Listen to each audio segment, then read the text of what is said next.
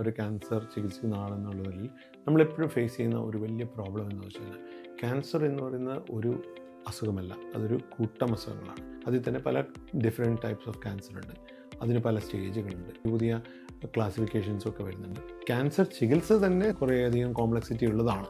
അതിൻ്റെ മേലെയാണ് സാമൂഹിക പശ്ചാത്തലം എന്ന് പറയുന്നത് കൂടി വരുന്നത്. ഇതിലിപ്പോൾ ക്യാൻസർ വരുമ്പോൾ അതിന് ചികിത്സിക്കാൻ അതിനൊരു സാമ്പത്തിക വശം കൂടിയുണ്ട്. അത് ചികിത്സ കോസ്റ്റ് പലപ്പോഴും നമുക്ക് സാധാരണക്കാർക്ക് താങ്ങുന്നതിന് മേലെ ആയിരിക്കാം. ചിലപ്പോൾ ഇൻഷുറൻസ് ഉണ്ടാവാം, ചിലപ്പോൾ ഇൻഷുറൻസിൽ ഉള്ള തുക കുറവായിരിക്കാം. ഇങ്ങനെയുള്ള പല പല പ്രശ്നങ്ങളും ഇതിൽ വരുന്നുണ്ട്.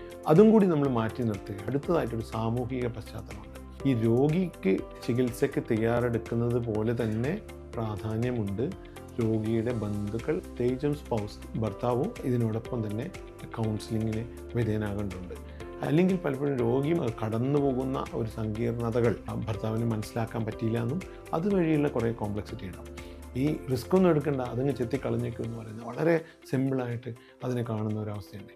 ഇതേപോലെ തന്നെ നമ്മുടെ രോഗിയുടെ പ്രത്യുൽപാദന അവയവങ്ങളെ പറ്റിയിട്ട് വരികയാണെങ്കിലും ഇതേ ഒരു കോണ്ടെക്സ്റ്റ് അവിടെയുണ്ട്.